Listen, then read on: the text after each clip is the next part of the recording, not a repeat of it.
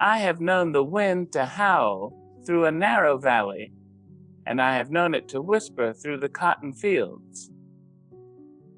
Neither sound less powerful than the other, and I have learned, my child, that some people come into our lives like storms, loud, jarring, all rumble and no rain. Others are like thorns in ripe fruit. They pierce the sweetness with pain, but the fruit is still sweet. Now, I do not speak from the mountaintop. I speak from the long walk up the hill. I have broken bread with bitterness and smiled at the face of fury, and yet here I stand, whole, not because I was untouched, but because I did not allow the touch to ruin me. So when we speak of difficult people, we do not speak as strangers to the heat, but as those who have learned how not to burn in it. Let me share with you 5 secrets. No, truths. Carved not in stone, but in soul. First, see the pain beneath the poison. You must understand, baby, that some people wear anger like armor, not because they are strong, but because they are hurting. Wounded people often wound others, and what looks like cruelty may be sorrow without language. So I ask you, before you strike back, can you see the child inside the noise? Can you recognize the ache behind the insult? Not to excuse it, but to rise above it with your grace intact, to look pain in the face and not flinch. That is a form of quiet nobility.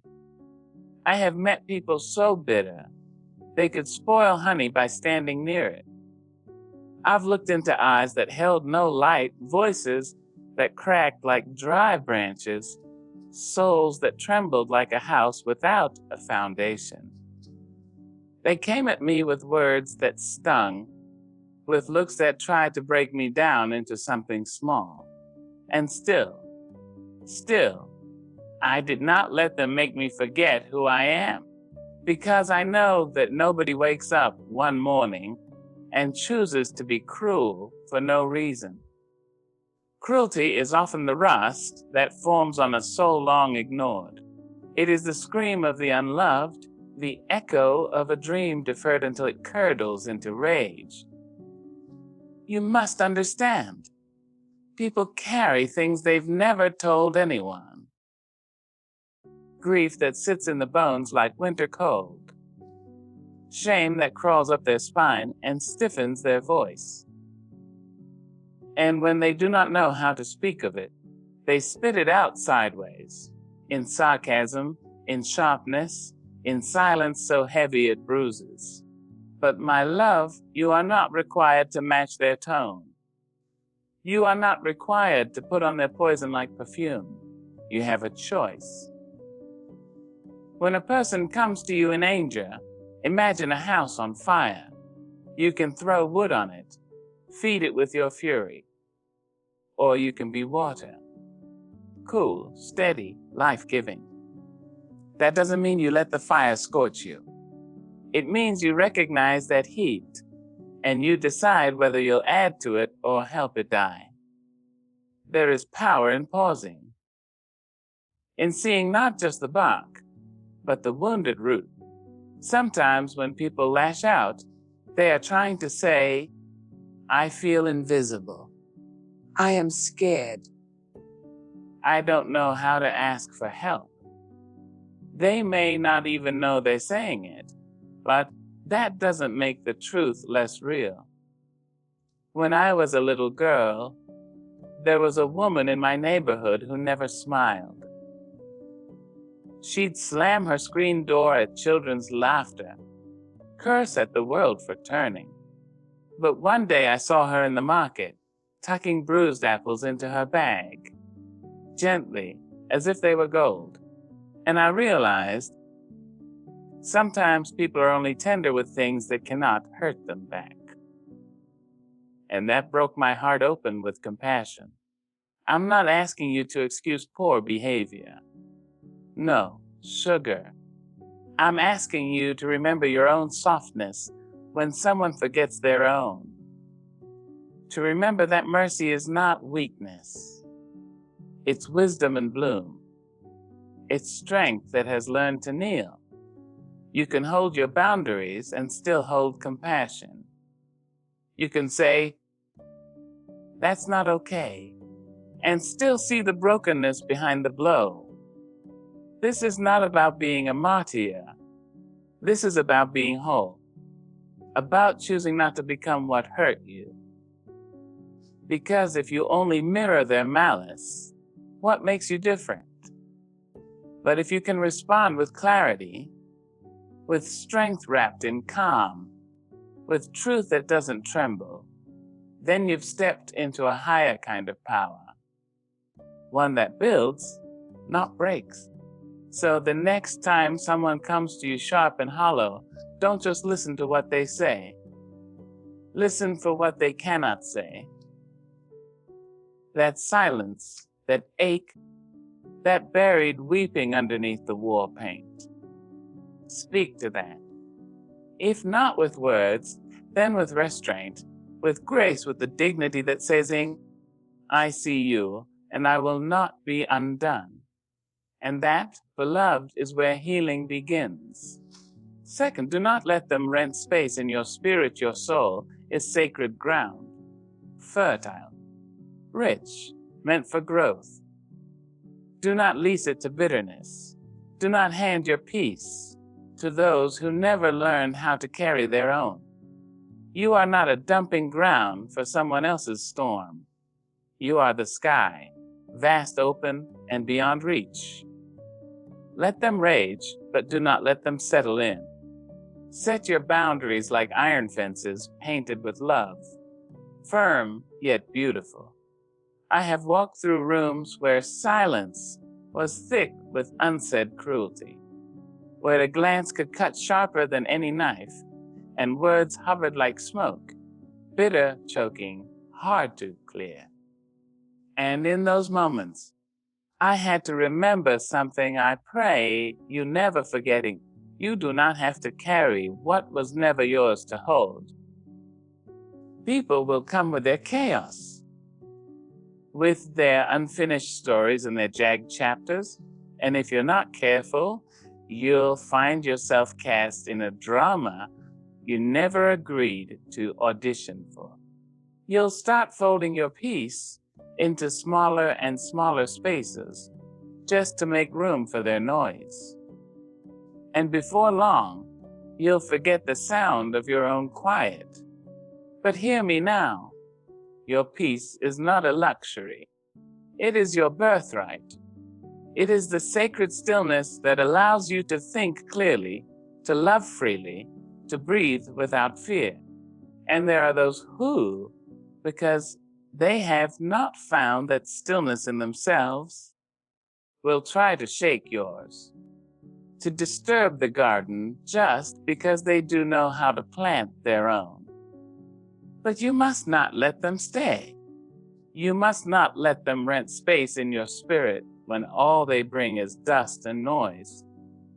You are not a halfway house for lost tempers and toxic thoughts.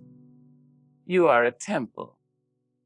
You are a field meant for harvest, not for trampling. It is not cruelty to protect your joy. It is not selfish to draw a line between what gives you life and what drains it. The river does not apologize for carving the canyon. It flows where it must to remain alive. Some people will accuse you of being cold when you stop setting yourself on fire to warm their winters. Let them. You are not here to be burned. You are here to shine, and shining requires space. Space for light to stretch, for breath to deepen, for grace to grow. I have seen women dim their brilliance just to fit in someone else's shadow. I have seen men carry anger that was handed down to them like an inheritance wrapped in barbed wire. And I have seen souls bend until they forget they were ever upright. But I have also seen what happens when someone remembers who they are. When they remember they are the sky, not the storm.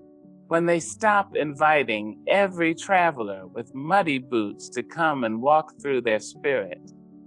When they clean house, not with rage, but with resolve. Not to harm, but to heal.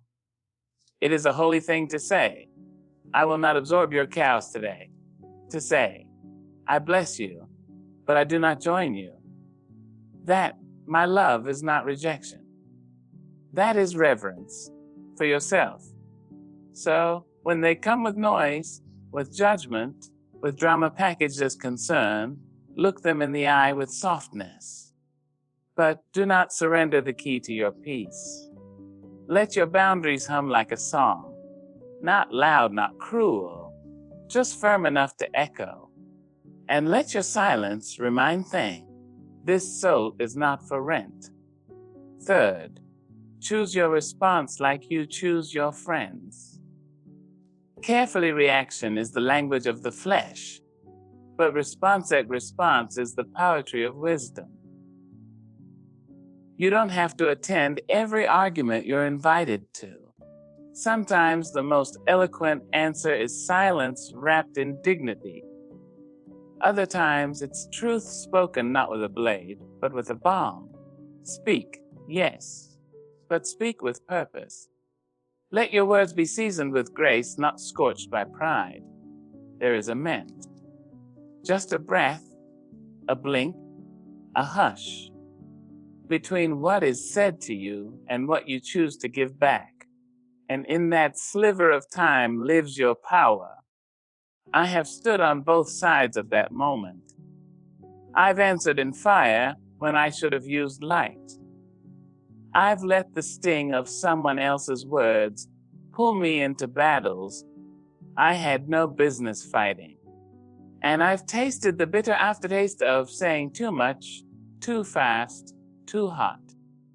But I've also learned, in the slow patience of age and the fast lessons of pain, that the first thing that rises in you is not always the truth.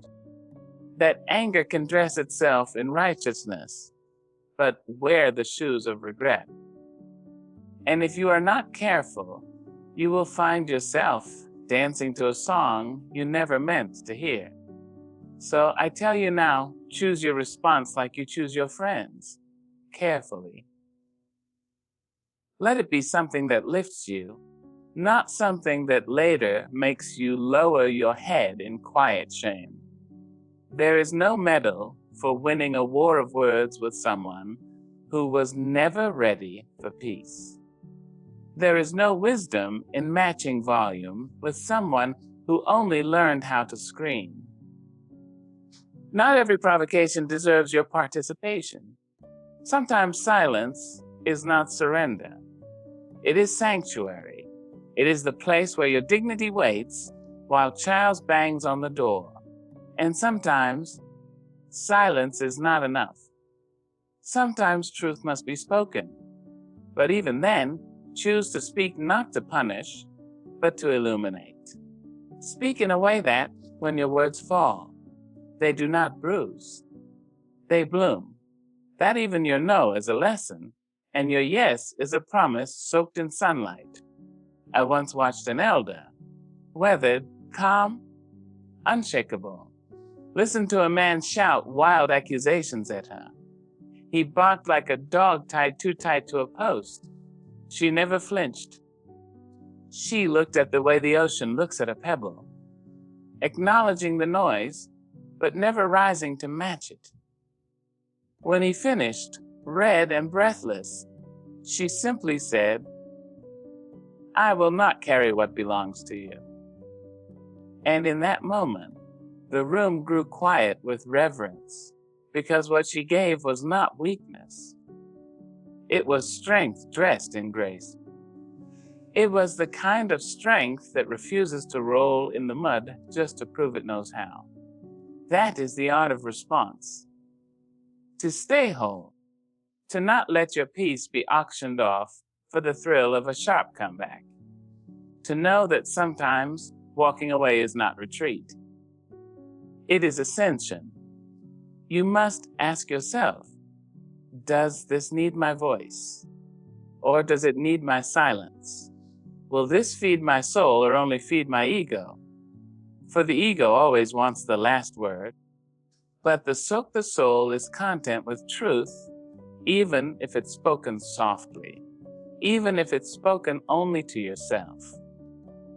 So when the world pulls at you, when someone comes at you with fire in their throat, breathe. Listen to the quiet voice inside that knows who you are, knows what you carry, knows what's worth saying, and what's best left to stillness. And let your response be a mirror of your wisdom, not their wound. Fort. Do not confuse being kind with being a fool. Kindness is not weakness. It is the courage to remain human in an inhuman moment. But hear me clearly. You are allowed to walk away. You are allowed to say, no, not today. Loving others does not mean tolerating abuse. You can offer compassion without losing your spine. You can forgive and still be free to protect your peace. I have lived long enough to know that people will sometimes take your softness and try to shape it into submission. They will see your kindness not as a gift, but as a gate, open, unguarded, an invitation to take more than you ever offered. But I'm here to tell you, kindness is not an open wound. It is not a blank check. It is not a chain tied to your ankle. It is a choice. And choosing it does not mean you must become small to make someone else feel tall. Now, don't get me wrong. I believe in love. I believe in long tables and second chances. I believe in offering grace because I have needed it myself. But I do not believe that love requires you to stay in the fire just to prove you're warm. You are allowed. Bless your heart. You are allowed to draw a line and still be kind. You are allowed to close your door, not out of hate, but out of hope. Hope that somewhere they will learn how to knock instead of break in. I've seen people confuse goodness with martyrdom, giving until their souls were wrung dry, smiling while their spirit trembled under the weight of someone else's cruelty. But let me tell you something, child. You can love someone and still leave the room. You can forgive someone and still block their number. You can carry compassion in your pocket and wear boundaries on your shoulders like armor. Kindness should not cost you your clarity. It should not ask you to dim your light to comfort someone who refuses to open their eyes. You are not less loving because you no longer accept disrespect. You are not less divine because you chose to stop shrinking. There is no glory in staying where you are harmed. No badge for enduring what was never meant to be yours. And there is certainly no wisdom in pouring yourself into a cup with holes. You must learn to be kind the way rivers are kind, flowing, nourishing, life-giving, but never afraid to change course when the path becomes poison. Your kindness is not weakness. It is velvet wrapped around steel. It is the gentle voice that says, I see your pain, but I will not wear it. It is the open palm that offers peace, but does not beg for company. And when someone mistakes your kindness for permission to walk on you, to mock you, to diminish you, you must gather yourself. Not in anger, but in knowing that you are allowed to stand tall without shouting, to walk away without slamming the door, to say, no, and mean it with a heart still full of love. Let them think what they will. Let them call it cold or selfish or cruel. But you know, and I know, it is holy. It is sacred. It is the kind of strength that holds no sword, yet still refuses to bleed. So go on, be kind. Be gracious. Be full of heart. But never, never forget, you are not a fool. Fifth, let their darkness teach you to shine brighter. It is a holy thing to walk through shadow and still seek the sun. Let difficult people be your teachers. Unwilling, perhaps, but teachers all the same. Not who they are, but of who you are becoming. Do not let the bitterness turn you bitter. Let it turn you better. Shine brighter, not in spite of them, but because of the strength you discovered through them. Every soul that crosses your path carries a lesson wrapped in its walk. Some bring laughter like a soft wind in June. Some bring wisdom in the way they hold you with their silence. And some bring friction.